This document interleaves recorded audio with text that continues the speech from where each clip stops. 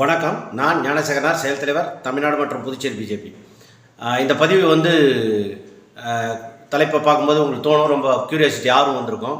நான் வந்து 2024 வாக்கிலிருந்தே நான் வந்து திரு ரங்கசாமி அவர்களுடைய அந்த வீடு மற்றும் அந்த டென்னிஸ் கிரவுண்ட் மேலே சார்ஜ் பண்ணின்னு வரேன். அது வந்து புறம்போக்கு ஓடை நிலம். அதை வந்து ஆக்குபைட் பண்ணிக்கினார். காங்கிரஸ் பீரியட் எம்எல்ஏவாக இருந்தபோது அதை ஆக்குபைட் பண்ணியிருக்கிறான்றது பின்னால் நான் கவனித்து தெரிஞ்சுக்கொண்டேன். அதன் பேரில் நடவடிக்கை எடுங்கன்னு சொல்லி படாத பாடுபட்டு எல்லாருக்கும் மனு எழுதினேன். என்னங்க நீங்கள் கூட்டணி கட்சியில் இருந்திருக்கிறீங்க, இதை எதிர்த்துருக்கிறீங்க. நான் பாரதிய ஜனதா கட்சியின் தலைவர் மோடியை பார்த்து பிஜேபியில் இணைந்தவன். இன்றும் அதீத நம்பிக்கையுடைய இருக்கிறேன். அந்த ஊழலற்ற நேர்மையான அந்த வெளிப்படையான டிரான்ஸ்பரண்ட் கவர்மெண்ட் அப்படிலாம் சொல்கிறாருல்ல, அதில் ரொம்ப நம்பிக்கை உள்ளவன். அந்த வகையில் ரங்கசாமியாக இருந்தாலும் தவறு தானே. அந்த இடத்த வந்து ஒரு ஏழை பிள்ளைங்க, அரசு குழந்தைங்க, பிள்ளைங்கள்லாம் வந்து மதிய உணவு அருந்துவதோ காலை உணவு தயாரிக்கிறதுக்கோ ஒரு சென்ட்ரலைஸ்டு கிச்சன் உருவாக்கணும் அந்த டென்னிஸ் கிரவுண்டையும் அந்த வீடியோ. ஏன்னா அவர் காலத்துக்கு அப்புறம் அவரும் ஒரு நாள் செத்துருவார், நான் பேசிக்கொண்டிருக்கேன், நானும் ஒரு நாள் செத்துருவேன். ஆனால் இந்த மண்ணுக்கு நான் உண்மையாக இருக்கணும். பிறந்த மண்ணுக்குன்னா அந்த ஓடனை சிறிய வயதில் ஏறி ஓடி ஆடி விளையாடினா ஓடாது அரசு. அந்த ஓடையை ஆக்குபைட் பண்ணிக்கிறாரு. அதே சென்ட்ரலைஸ்டு கிச்சன் ஆகணுன்ற ஒரு நியாயமான கோரிக்கை. அது கூட்டணி கட்சின்றதுக்காக சேர்ந்து கும்மி அடிக்கிறது இல்லை. அதை நான் ரொம்ப நாளாக கேட்டிருந்தேன். இதை ஏன் நான் இப்போ சொல்கிறேன் அப்படின்னா, ரொம்ப முக்கியமான காரணம், கூட்டணியில் இணைவாரா இணையவில்லையா, தொகுதி பங்கீடா, தோ ஓடுகிறார் டிமிக்கி, அடிப்பணிந்தது பாஜக. வெக்கமாகுது அந்த கட்சியில் இருக்கிறதுக்கு. பணிந்தது பாஜக என்னமோ சொல்கிறாங்க. அப்படி இல்லை, தன்மானத்தோடு உள்ள சூடு சொர்ண உள்ள ரோஷம் உள்ள தொண்டர்கள் அதிகமாக இருக்கிற கட்சி பிஜேபி.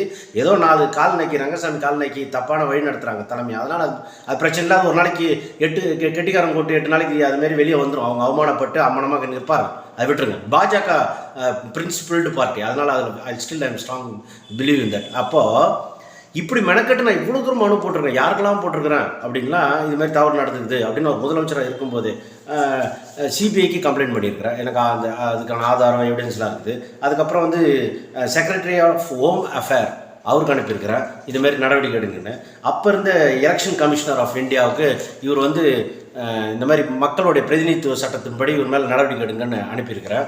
அதுக்கப்புறம் பார்த்தீங்கன்னா இந்த president of India prime minister, அதான் பிரசிடென்ட்டுக்கு அனுப்பிக்கிறேன், பிரைம் மினிஸ்டருக்கு அனுப்பல. ஏன்னா அனுப்பினா அது அரசியல் மயப்படுத்திடுவாங்கன்னு இதெல்லாம் அனுப்பியிருக்கிறேன். அது தவிர டிஜிபி கிட்ட வந்து இவர் மேலே கிரிமினல் கேஸ் ஃபைல் பண்ணுங்க அப்படின்னு கேட்டுக்கிறேன். அதுக்கப்புறம் குலத்துங்கன் ஐஏஎஸ் அவர்களுக்கு லெட்டர் அனுப்பியிருக்கிறேன். அதுக்கப்புறம் தாசில்தார், டெப்டி தாசில்தார், அதுக்கப்புறம் சர்வேர்னு எல்லாருக்கும் அந்த துறையில் உள்ள அத்தனை பேருக்கும் நான் அனுப்பிட்டேன். யாருமே இது வரைக்கும் அதில் ஒத்துழைக்கல. காரணம் என்னென்னா, அந்த துறையின் மந்திரியாகவே இருந்தவர் ரங்கசாமி. திருப்பி இவருக்கு அதிகாரத்தை கொடுத்தால் இதில் நீதி கிடைக்காது. அதனால் இது இப்போ இது என்ன தரணும் அப்படின்னா, இப்போ தானே சொல்கிறாங்க அரசு முடங்கிடும், தேர்தல் எலெக்ஷன் கமிஷன் தான் ஃபுல் பவர், போலீஸ் கண்ட்ரோல், அரசு ஊழியர்கள் கண்ட்ரோல் அப்படின்னா, நிஜமாகவே குலத்துங்கன் ஐஏஎஸ் அவர்கள் காரைக்காலில் இருக்கும்போது ரொம்ப சிறப்பாக பேசினாங்க அவரை பற்றி. இங்கே வந்த பிறகு அவர் நான் எவ்வளோ நேரில் சந்தித்து கூட மனு கொடுத்தேன், சார் இதுமாதிரி நடக்குதுன்னு. யாருமே அதை கண்டுக்கவே இல்லை. அப்போது இது கண்டுக்கவே இல்லை, விட்டுறலாமா அப்படின்னா விட்டுற முடியாது. இப்போ கூட நான் என்ன சொல்கிறேன்னா, ரங்கசாமி அவர்கள் முதலமைச்சர் ஆகக்கூடாதுன்றது என் விருப்பம் இல்லை. ஆகக்கூடாது அப்படி தடைக்கிறதுலாம் என் இஷ்டம் இல்லை. அவர் அந்த நேரத்தை கொடுத்துட்டு நாளைக்கு நிற்கட்டும். அப்படி இல்லைன்னா அவர் இந்த தேர்தலில் அவர் மனுவை, என்னுடைய வேண்டுதல் என்னவா இருக்குது, கோரிக்கை, உங்களுடைய ப்ரேயர் நாங்கள் அப்படின்னு கேட்டால், நான் கண்டிப்பாக தேர்தல் கமிஷனில் கம்ப்ளைண்ட் பண்ணுவேன். ஏன் சொல்கிறேன்னா, இன்றைக்கி 20ஆம் தேதி இன்னும் ஸ்டில் பிஜேபி கூட்டணி இல்லையா அப்படின்னு முடிவாத பட்சத்தில் நான் சொல்கிறேன், ஒருவேளை ரங்கசாமி கூட்டணி இல்லைன்னு வச்சிங்களா, இதுக்கு கண்ணு காது மூக்கெல்லாம் வச்சு எல்லாம் கதை கட்டுவான். என்ன தெரியுமா, கூட்டணியில் இல்லாததுனால் பிஜேபி பழிவாங்கிறது. திடீர்னு தேர்தல் ஆணையம் நான் கொடுக்குற மனுவை ஆராய்ந்து பார்த்து அதில் உள்ள கிரவுண்டு ரியாலிட்டி பேசிக் இதை கண்டுபிடிச்சாங்கன்னா ஆட்டோமேட்டிக் ஒன்றுமே இல்லை. தாசில்தார் ஏதோ கலெக்டருக்கு வந்து ஃபுல் பவர் இருக்குது. அவர் நான் சொல்கிற சார்ஜ் அது எஸ் ஆர் நோன்னு கண்டுபிடிச்சி, ஆமாம் எஸ் இதில் வந்து முகாந்திரம் இருக்குதுன்னு ஒரு நோட்டு போட்டு அனுப்புனாருன்னா ஓகே, அவர் மனுவை நிராகரிக்கலாம். ஃபஸ்ட்டு கோரிக்கை. 2வது கோரிக்கை, அந்த தொகுதியில் தேர்தலை நிறுத்தி வைக்கலாம். 3வது கோரிக்கை, தேர்தல் முடிவை நிறுத்தி வைக்கலாம். ஒன்று தேர்தலே நிறுத்தலாம், இல்லைன்னா தேர்தல் முடிவு நிறுத்தலாம். இந்த 3 ஆப்ஷன் எப்போ தேர்தல் கமிஷன் முடிவு எடுக்குதோ அது பேஸ்ட் ஆன் இந்த தேதிகளை பொறுத்து. மனு போட்ட உடனே மனு ரிஜெக்ட் பண்ணுற இடத்துல இல்லை இவரை நிராகரிக்கிறோம், இவர் மீது ஒரு கிரிமினல் வழக்கு தொடுக்கிறாரு ஒருத்தர், இது வந்து ஆதாரம் இருக்குது, முகாந்திரம் இருக்குதுன்னு மனுவை நிராகரிக்கலாம். இல்லை அப்படின்னா தொகுதியில் தேர்தலையே நிறுத்தலாம். இது வந்து கடைசி நேரம், டேட் ரொம்ப நெருங்கிடுச்சு அப்படின்னா தேர்தலை நிறுத்தலாம். இல்லை எலெக்ஷனும் நடத்திட்டிங்கன்னா அந்த தேர்தல் முடிவை நிறுத்தி வைக்கலாம். இது எல்லாத்துக்கும் அதிகாரம் யாருக்கு இருக்குதுன்னா தேர்தல் கமிஷன் இருக்குது. என்னுடைய கடைசி முயற்சியாக நான் இந்த மனுவை வந்து திங்கட்கிழமை கிருத்திகை அதே நாள் கடைசி வேட்புமனு தாக்கல் பண்ணுற தேர்தல் அதிகாரியை சந்தித்து மனு கொடுக்க இருக்கிறேன். அதனால் இதில் எதுவும் அரசியல் உள்நோக்கம் கற்பித்திராதீங்க. கூட்டணி இருந்தாலும் இல்லாவிட்டாலும் நான் இதை மீட்டெடுத்து இந்த மண்ணுக்கு இந்த மக்களுக்கு கொடுக்கணும். என்னங்க நீங்கள் அப்படி உங்கள் வரலாறு? நான் வைத்திலிங்கம் மீது சிபிஐ கம்ப்ளைண்ட் கொடுத்துக்கிறேன் நிலக்கரி ஊழல் சம்மந்தமாக. நாராயணசாமி அவர்கள் சட்டவிரோதமாக பண்ண ஒரு விஷயத்துக்கு நான் சிபிஐயில் கம்ப்ளைண்ட் பண்ணிக்கிறேன். இதை தவிர உப்பனார் பாலத்து மேலே நான் சிபிஐயில் கம்ப்ளைண்ட் பண்ணிக்கிறேன். நடவடிக்கை எடுத்தாங்களா அப்படின்னா சிலதில் நம்பிக்கை தோணுது. இந்த தடவை நான் தேர்தல் ஆணையத்தை நம்புகிறேன், நிச்சயம் நடவடிக்கை எடுப்பாங்கன்னு நம்புகிறேன். நான் புதுச்சேரியில் நீங்கள் கட்சியில் சேர்ந்து நீங்கள் எதாவது சாதிச்சிங்களா? நிச்சயமாக சாதித்தேன். 25 வருஷமாக அரசு வேலையை குறுக்கு வழியில் கொடுத்துருந்தாங்க அரசியல்வாதிங்க. அதை தடுத்து இந்த தடவை ஆட்சியில் பிஜேபியில் தலைவர் மோடியின் கவனத்தில் கொண்டு சென்று தலைவர் மோடியால் கட்டளைக்கு இணங்க இந்த முறை எல்லாமே மேக்சிமம் அதுலேயும் தவறு நடந்துருக்குதுன்றாங்க ஒரு சில அதிகாரிகளால். அதெல்லாம் களையப்படும். ஆனால் ஆன் மெரிட்டில் வேலை கொடுக்குறது இந்த 5 வருஷம் தான். அது பிகாஸ் ஆஃப் பிஜேபி அப்படின்றது இதை பார்க்குற பொதுமக்கள் தெரிஞ்சுக்கொள்ளணும். இது மீண்டும் தொடரணும்னா பிஜேபி ஆட்சி தான் வேணும்.